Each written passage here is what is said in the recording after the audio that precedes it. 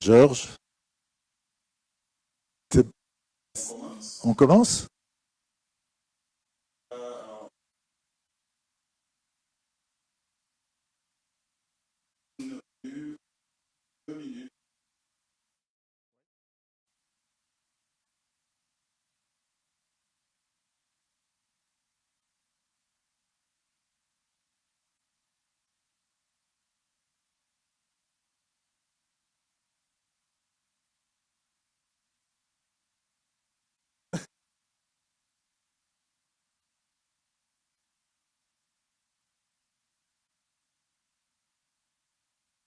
Okay.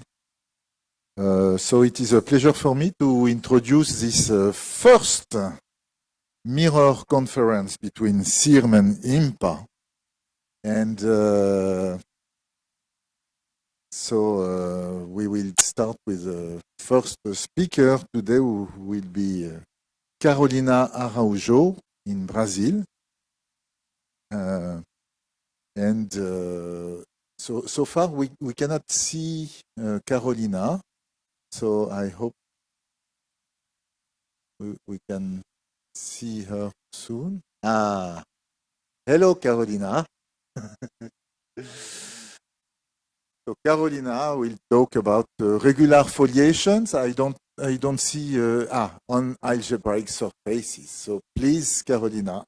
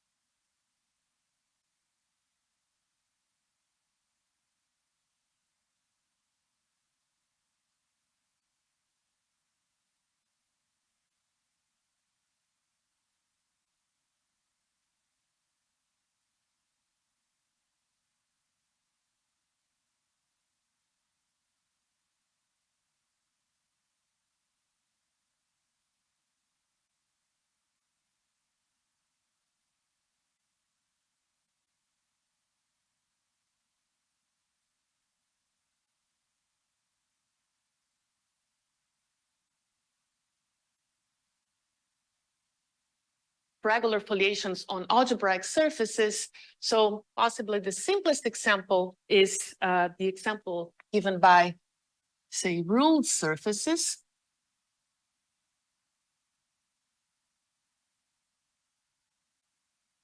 So here I start with any C compact curve and E a rank 2 vector bundle on C. And we consider the projectivity, the surface S is going to be the projectivization of this vector bundle. So this comes with a P1 bundle structure. This gives a P1 bundle structure on S. And we could take the foliation F to be induced by this P1 bundle structure.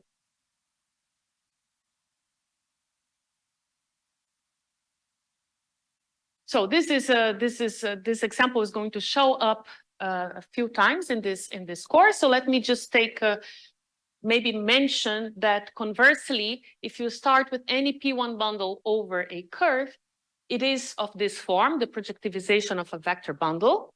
This vector bundle is not uniquely determined by the surface. You can twist it by any line bundle, but this is it. So for instance,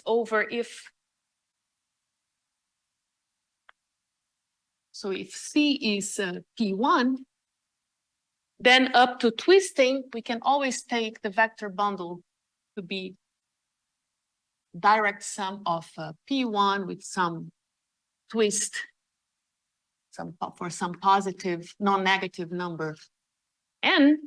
And then in this case, the projectivization of E is what we call the Hilbert surface Fn. And geometrically, you can realize it as follows. So F naught is just P1 cross P1. F1 can be seen as the blow up of P2 in a point. So if you blow up the point, you replace this point by all its tangent directions, and then this F1 will then admit a fibration to P1. And for all others Fn's, you have a similar picture. For higher values of n, what you can do is you can embed P1 inside a projective space Pn by the Veronese embedding. And then, so this is the image of P1 under the Veronese embedding. And then on Pn plus 1, you can take the cone over this curve. And now if you blow up the point, the vertex of the cone, what you get is exactly a ruled surface. And this is exactly the Fn that I described in this way. Okay, so these are exactly the ruled surfaces, but this can be more generally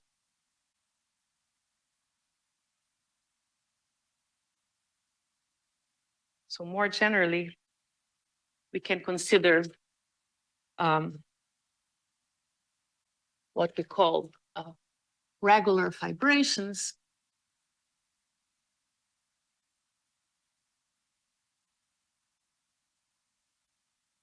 So if you start with any, you can start with any dominant morphism from S to say to B. So B here is a smooth curve, smooth projective curve. And here I take a morphism with connected fibers. So if this morphism will induce a foliation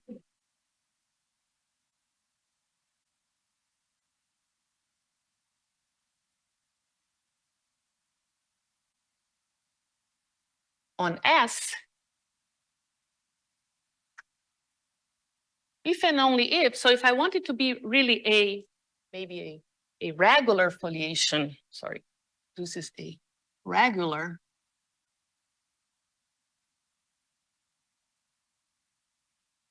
foliation on S, that is a foliation without any singular points, then for this to happen, this happens if and only if the only singular fibers, of course, if F is a smooth fibration, this will induce a regular foliation, but it is possible that F is not smooth, but it still induces a foliation, and this happens when the singular fibers are multiple with a reduced structure. So this is happens if and only if the singular fibers of F are multiple with non-singular reduced structure.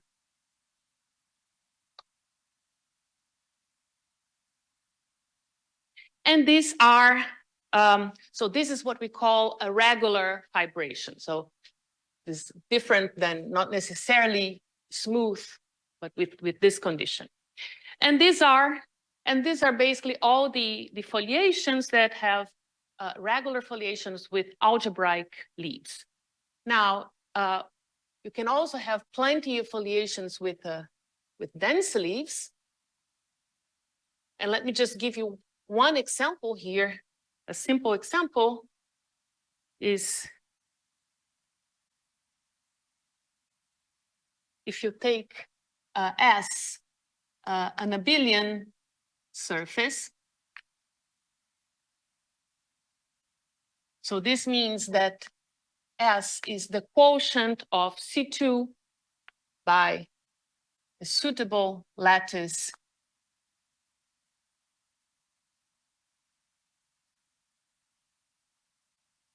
and then in this case, of course, on C2, we can consider the foliation, a foliation given by parallel lines, with a certain, let me take lines with a certain slope, say yx equals lambda, and it translates. And then when I look at the quotient, this will induce a foliation on the abelian surface, which is called the linear foliation. So this will induce a linear foliation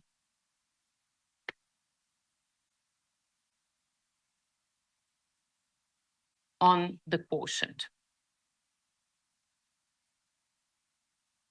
So these are some simple examples of regular foliations on surface. And now I would like to give some non-examples, so that we try to understand how special or how rare are these foliations are.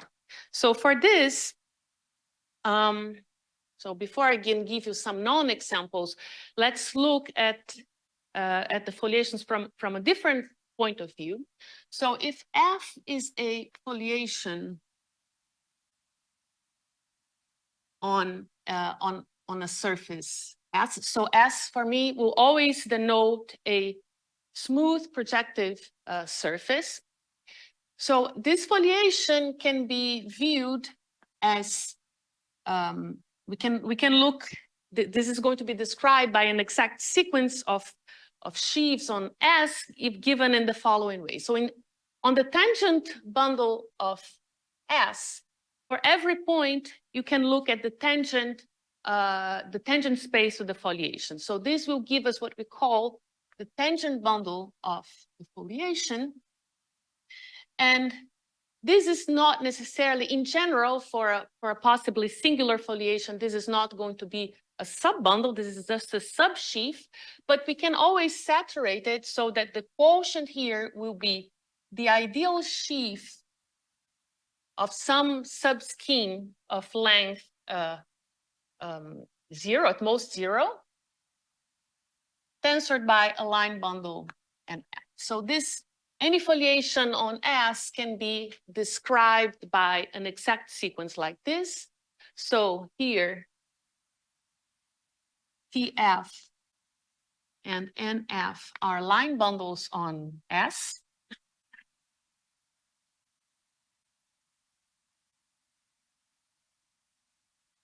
And either Z is empty. So this is what we call a regular foliation.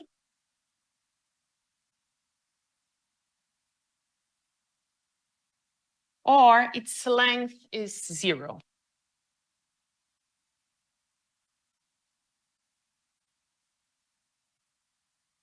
So in this case, the singular set of the foliation is exactly the support of this subscheme, which is a finite set of points. Okay, so this is how I am going to look at foliations. So for instance, if we reinterpret our goal from this point of view,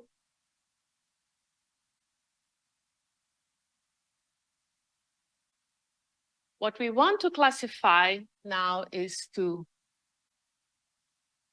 the goal is to classify surfaces S together with line bundles TF, such that, well, when I look at this exact sequence here, this gives me two ways to describe my foliation. I can describe it either by considering this subsheaf, and in this case, what we have is that this gives us that this foliation is defined either by a global section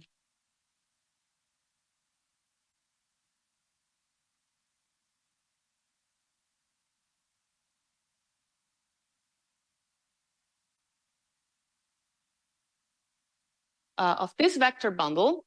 So this vector bundle, the dual of the tangent bundle, we usually will denote by KF, the canonical bundle of the foliation. So, and then, or I can, if I dualize this sequence, I can represent my foliation as a non-zero section of here the sheaf of Kähler differentials twisted by, then here we're gonna get the normal bundle. So these are the two usual ways that we look at a foliation on a curve.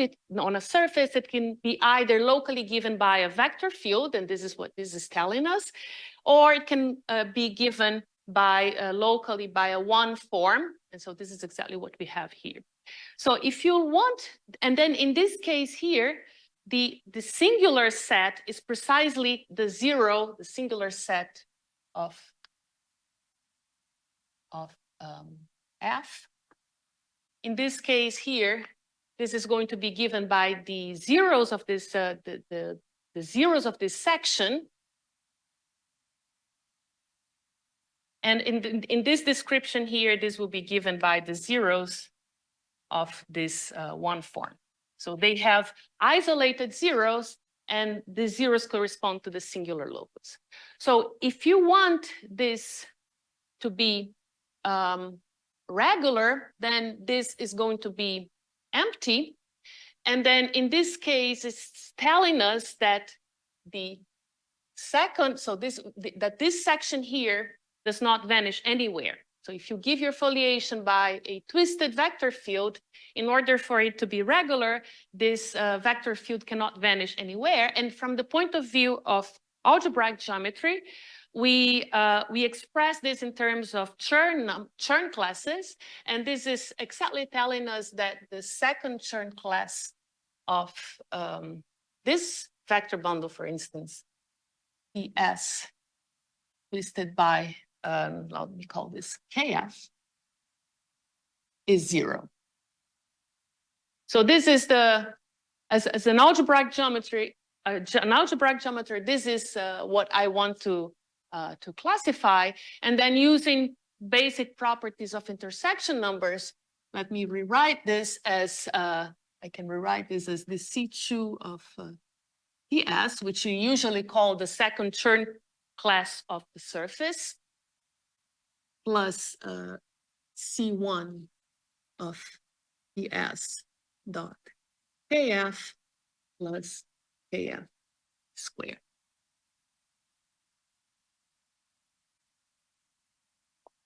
Okay, so this is in particular, this must, for a surface to admit a foliation, I must be able to find a line bundle for which this is non-zero.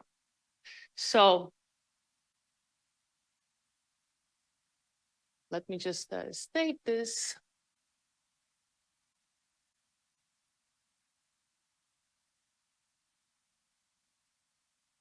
So this is usually called, let me write this as a proposition. So these are called usually the Baumbach formulas.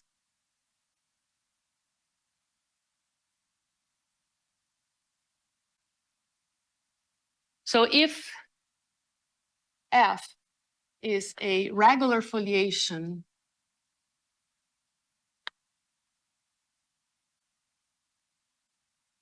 on S, then that second Chern class must vanish.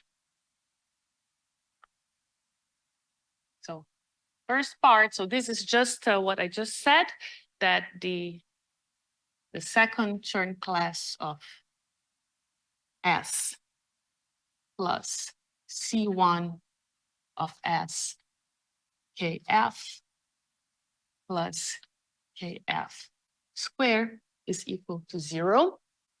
So this is the first formula. We can change it slightly. What we could use the fact that, so let me go here to the formula. So from this formula here, from this exact sequence, we see that the first Chern class of S can be written as TF, or the first Chern class of TF plus the first Chern class of NF. And so we may, if we want, we may use this to rewrite this as minus, so this is minus C minus, let me write it, KF dot NF.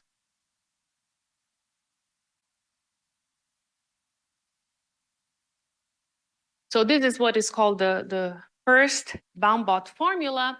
There is another one that is also very useful that we are going to use, is that when you have a regular foliation on a surface, then the normal bundle has 0 squared. So here I'm using all the time the intersection theory on the surface, and I often identify the visors with their associated line bundles. I hope this will not be confusing, but with this formula, we can already give a few non-examples.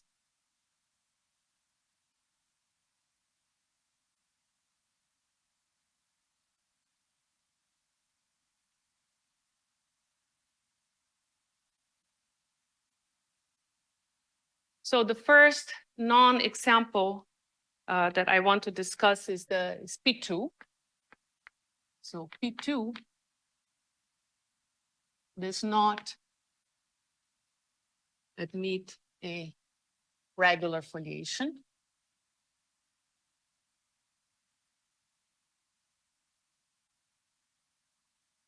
And this is just because if I have a regular foliation on P2, again, this would correspond to, let me view it as a section of a vector bundle of a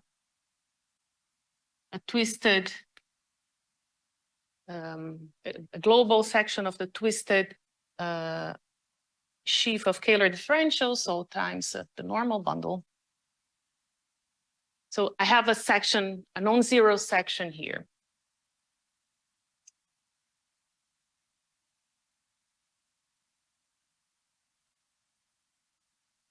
Now, if we use the second Baumbach formula, this is going to tell us that this line bundle that appears here, it should have self-intersection 0, but on P2, if I have a vector bundle who's with self-intersection 0, we will imply that this is just the trivial line bundle. And so I would get a section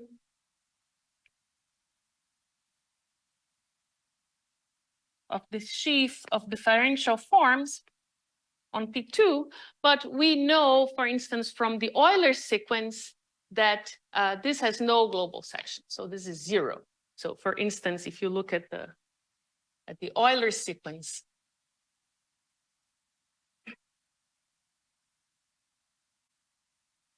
we have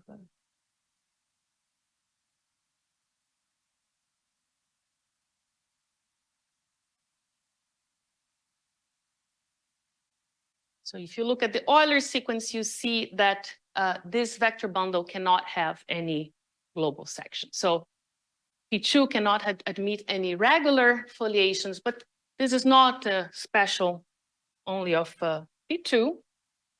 Let me also discuss another important class of projective surfaces, which are K3 surfaces.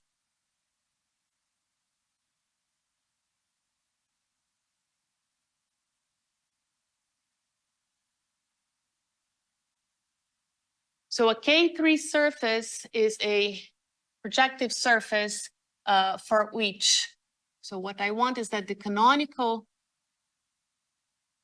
divisor on S is trivial. So that, in other words, the sheaf of two differentials is isomorphic to the trivial sheaf. And I also want that the, what we call the irregularity of S, so this is just the H1 of S, OS, or by Hodge duality, the H naught of omega S, this is 0. So this is a very important class of surfaces, and we will show that such a surface does not admit regular foliations.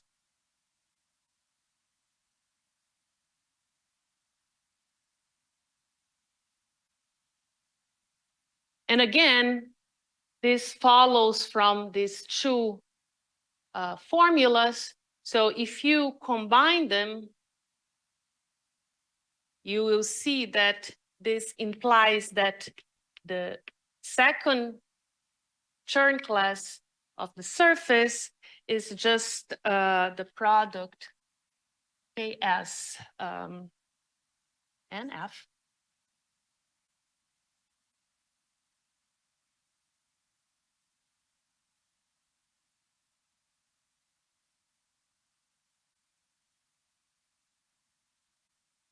And now for, actually, this is just, sorry, this is just what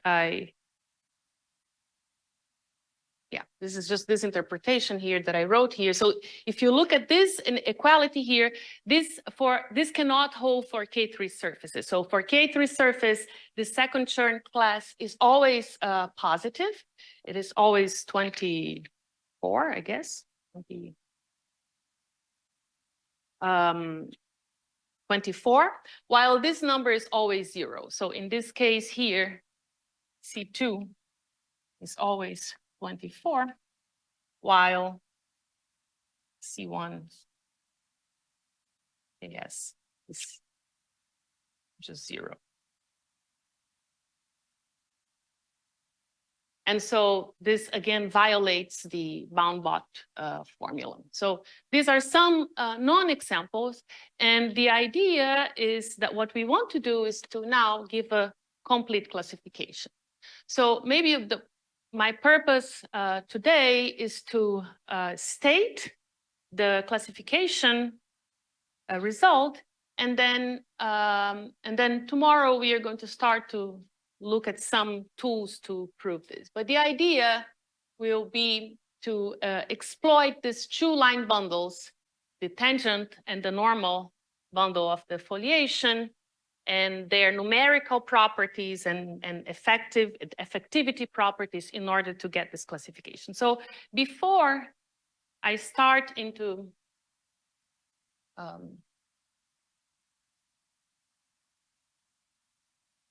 further discussing the properties of these line bundles, I would like at this point to revise the classification, the birational classification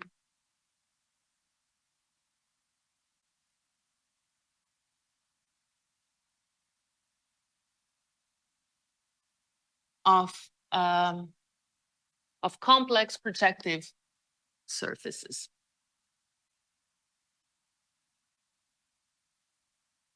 So what is the goal of this of a birational classification? So in general, and this is for any dimension, what we want to do in algebraic geometry is to, given a projective variety, find a simplest representative of this variety in its birational class, and then try to somehow classify this distinguished, simpler models. So to make this precise, let me just give a definition. So we say that a surface is minimal. So here, for me, a surface is always a non-singular projective surface. It is called a minimal surface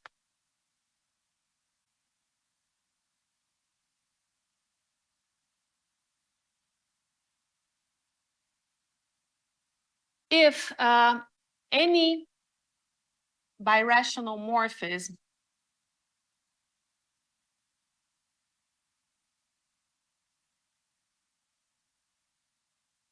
from S to S prime, and this is this S prime here is, as before, is again a non-singular projective surface. So any birational morphism of this type is an isomorphism.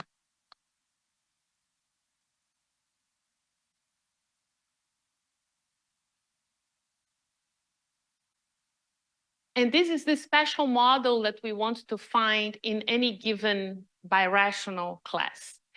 And now here is a fact from surface theory. Whenever you have, and this is definitely not true in higher dimensions, but very useful for the theory of surfaces, whenever you have such a morphism, a birational morphism between two non-singular projective surfaces, this can be decomposed into finitely many blowups. So F can be,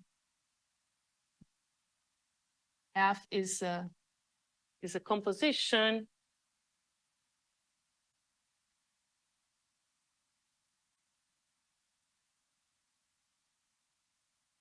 of finitely many, of a finite sequence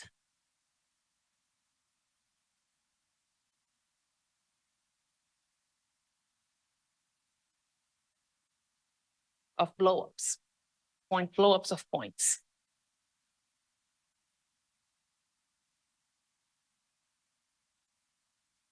So let me just remind you, we are going to use a lot of blowups. So let me just remind you and fix some notation.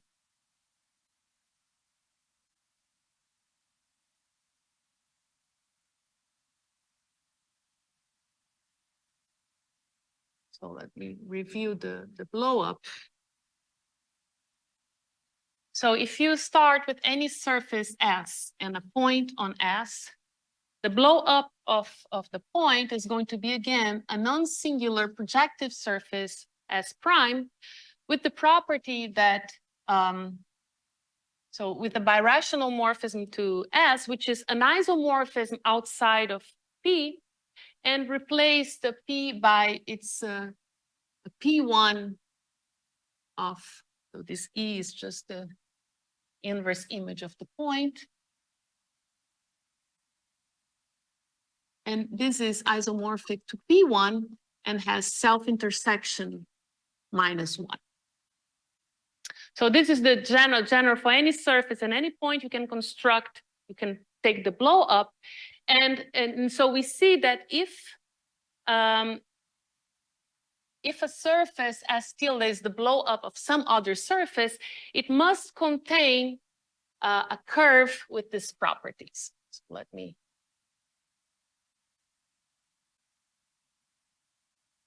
And a curve with these properties is what we called a -1 curve on the surface S. And it is a classical theorem from the Italian school, Castelnuovo's contractibility theory, that says that conversely, if you find any -1 curve on your surface, this -1 curve can be realized as the exceptional curve of a blow-up. So Castelnuovo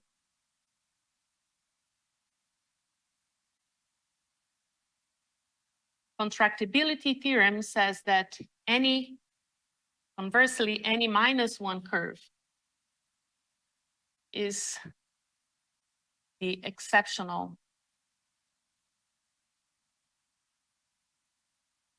curve of a blow-up.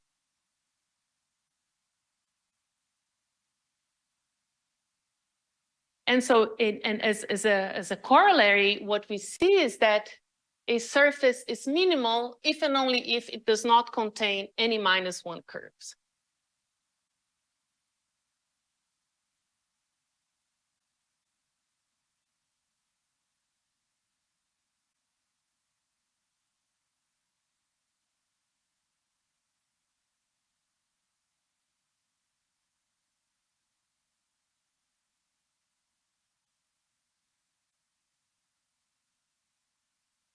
So this is how we get what we call a minimal model for a given surface S. You start with S, and then you ask, does S contain -1 curves?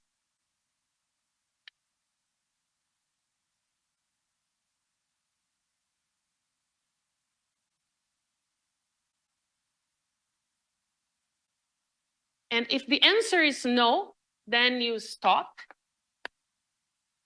And you have a minimal model, a minimal surface. If the answer is yes, well, then you pick such a -1 curve. So you can realize it as the blow up of some other curve, S prime. And here's your curve here, lies as the exceptional over point. Then you can consider the contraction, and then you go back to the beginning with S prime replaced by S. And then you ask again if S prime contains -1 curves, and you go around, and at some point you have to stop because you see that, for instance, the Picard number of S drops at every step. So this is what we call the minimal model program in dimension 2. So this is a way, an algorithm for you to start in with a surface, find a simplest representative in its birational class.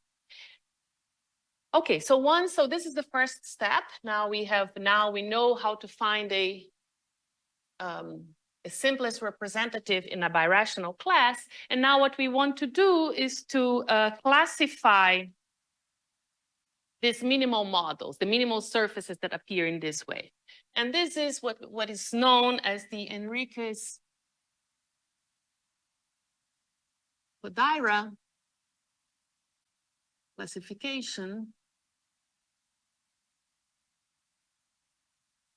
So it gives a list, in a sense, a list of the possible minimal models. So in order to write this list, I have to introduce some birational invariants.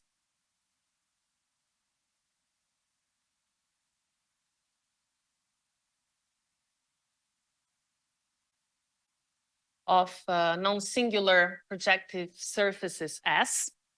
And so here are some of them. So let me define some of this. Some invariants of S are birational, others are not. for instance, the second Chern class or the first Chern class squared.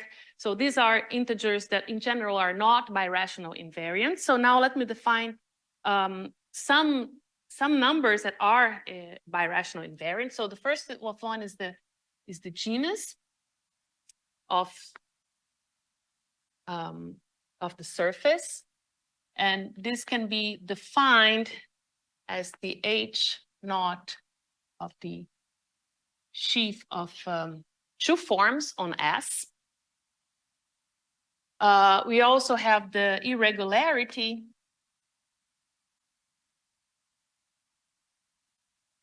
QS, which can be defined as before. I have already mentioned this. This is just the this number, or by Hodge duality, this one. And also the one that is going to be particularly important for this classification is what we call the Kodaira dimension.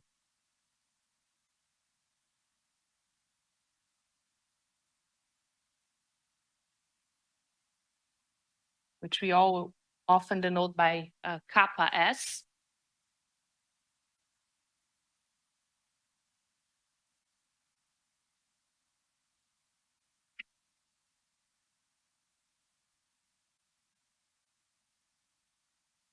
So let me define it in a slightly more general way. So if I start with D, any divisor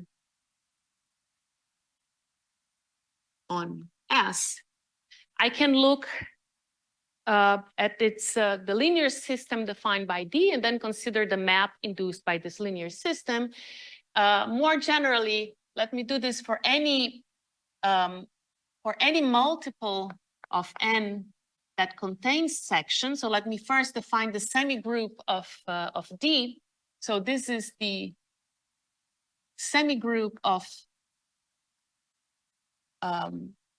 non-negative integers such that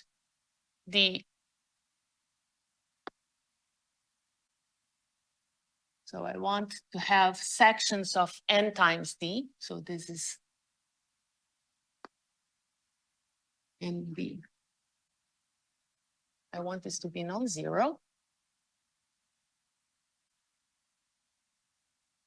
And then whenever I have a N here, I can consider the rational map induced by this linear system.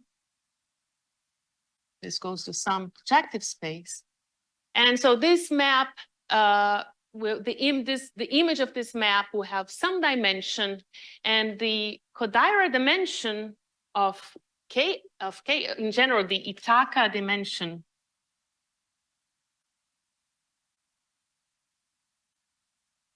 of D is kappa D. This is going to be we say that it is minus infinity if the semigroup is trivial. And otherwise, I can consider the maximal dimension of this rational maps. So I take this maximal of the dimension of the image of this rational maps.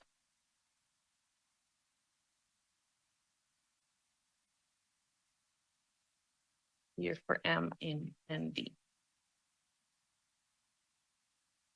So this is the case when this is non-trivial. So if I define then the Kodaira dimension of the surface to be the Kodaira dimension of the canonical class of the surface. So this is any divisor on S such that whose associated sheaf is just the sheaf of two forms on X. So this is this Kodaira dimension, then it will be either minus infinity or 0 or 1 and 2. And the Kodaira, Enrique's Kodaira classification can be written in terms of this 3 invariants. So let me quickly state it.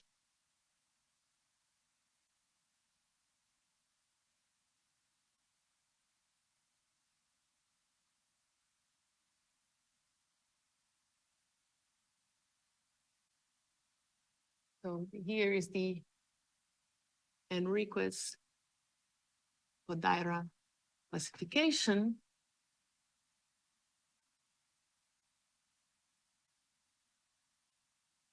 So those with Kodaira dimension negative, these are precisely the, this is P2. So this is S is either P2 or ruled surfaces. So these are the ones that the first example that we considered. And here we just have to remove except F1, because F1, as we saw, this is just the blow up of P2 in one point. In particular, it's not minimal, but the minimal ones are P2 and all other ruled surfaces.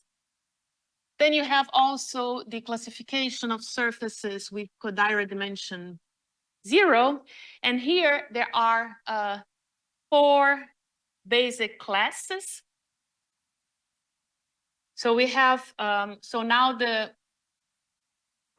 classes, we are going to distinguish them by looking at other invariants, the genus and the irregularity. So there is the case when the genus is and the irregularity are both 0. So these are called usually Enriquez surfaces. There is the case when the genus is 0 and the irregularity is 1. So these are called bielliptic surfaces. And they have a very, very well described structure by, as you can imagine, by elliptic vibrations. Then you have the case that we have already encountered where the genus is 1. So you do have a global section and Ks is 0. So this is exactly the case of a K3 surface. And then you have the case when the genus is 1 and the irregularity is 2. And these are, again, the case that we have encountered, abelian surfaces. So this is the case of Kodaira dimension 0. Then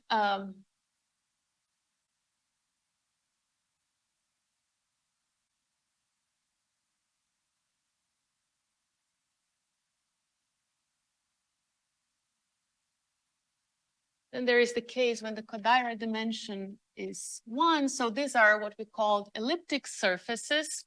So they admit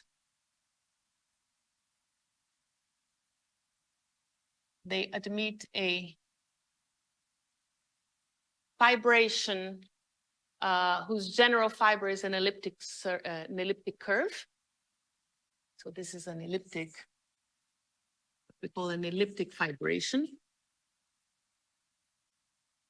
And then finally, there is the case of Kodaira dimension, the maximal Kodaira dimension. And these are called the surfaces of general type. And they are called general type because actually most surfaces will lie in this class. And in general, we cannot say much about them. So this is the Enriquez-Kodaira classification. And now I want to state the Brunella classification of regular foliations on surfaces.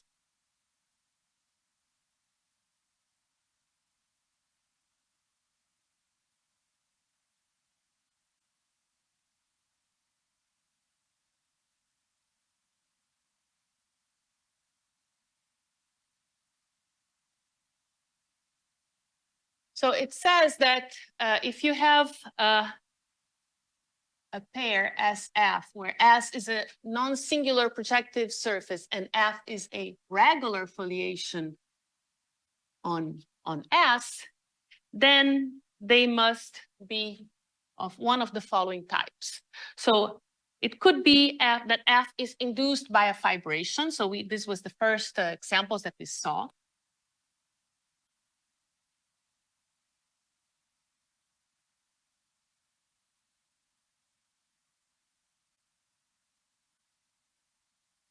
Another possibility is that F is completely everywhere transverse to a fibration. So F is not induced by a fibration on S, but S admits a fibration which is everywhere transversal to F. So F is everywhere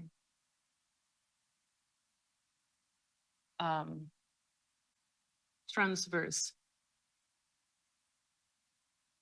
to a fibration. And notice that this case here is very special. Not only we have the Baumbach formulas that give us restrictions on the invariance of F and T, but this transverse structure says that this fibration on S has to be isotrivial. So this is really a locally trivial fibration, and this is given by the intersection with the foliation being transverse. So in other words, this if I have such vibration from S to B, this is just given by a representation of the fundamental group of B in the automorphism group of the general fiber. So this is, again, the structure is completely given by this group homomorphism. Then there is another case that we have already encountered, that F is a linear foliation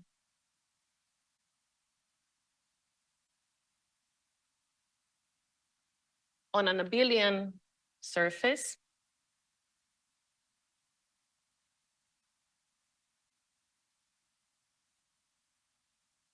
Now comes another case that we have not yet discussed, which is the case of what we call a turbulent foliation. F is a turbulent foliation on an elliptic fibration. So what this means, let me just draw a picture.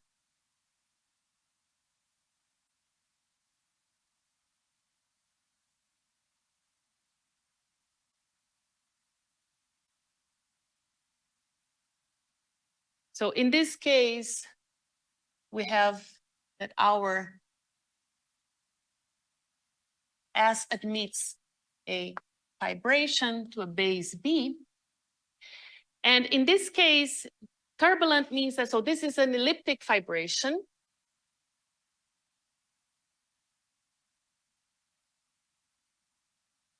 So the general fiber is an elliptic curve.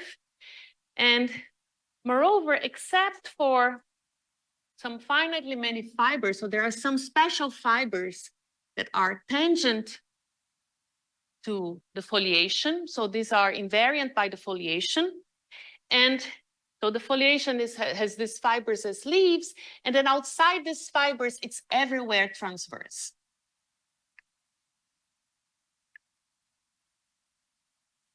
So this is what we call a turbulent foliation. And then finally, there is the last class, which in a sense corresponds to the surfaces of general type, which is, again, this only happens for surfaces of general type.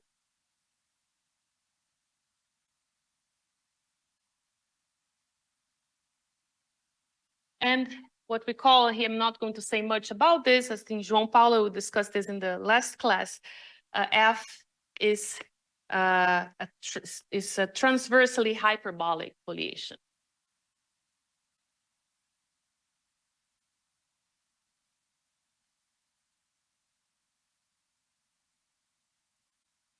So this is a very special structure, and then which is going to be discussed in the last class. So today, this is what I wanted to tell you, to explain to you what is the theorem.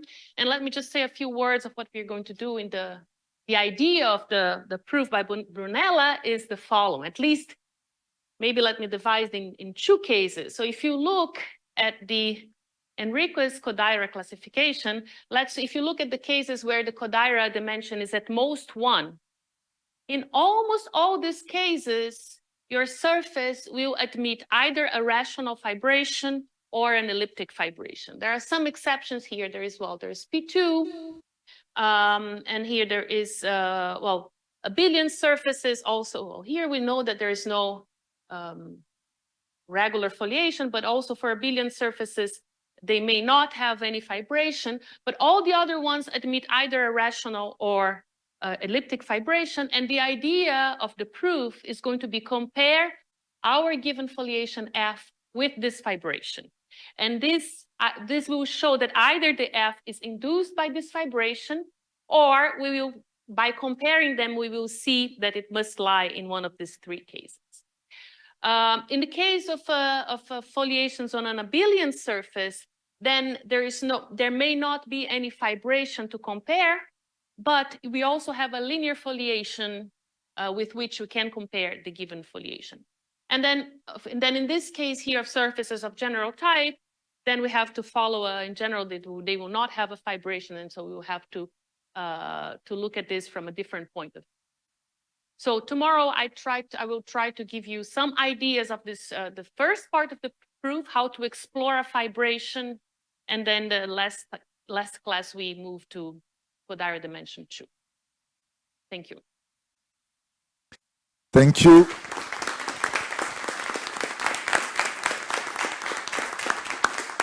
Okay, thank you, Carolina. We have time for quick questions. Anyone here? Anyone in CIRM? Do we have questions in either side of the Atlantic? Yes.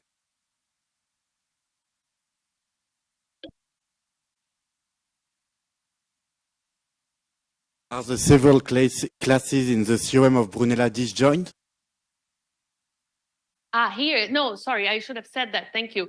No, they're not mutually disjoint. You can have several of these conditions can be satisfied at the same time. Another question? Does the behavior for K3 surfaces generalizes for hyperkähler manifolds, or is this special to the surface case? So for this, so I have not looked at hyperkähler. Okay, so I have not. This is an interesting question. I have not looked into that, and I have not really thought about this for higher dimensions. But maybe it's a good topic for the discussion session. Thank you. Is there some question on the other side of the ocean? It doesn't seem so, Frank. So I propose that we resume in 6 minutes or 5 minutes and 40 seconds with the Remy talk. Does it sound good for you? Yes. Perfect. So 11:05, we will be back. Okay.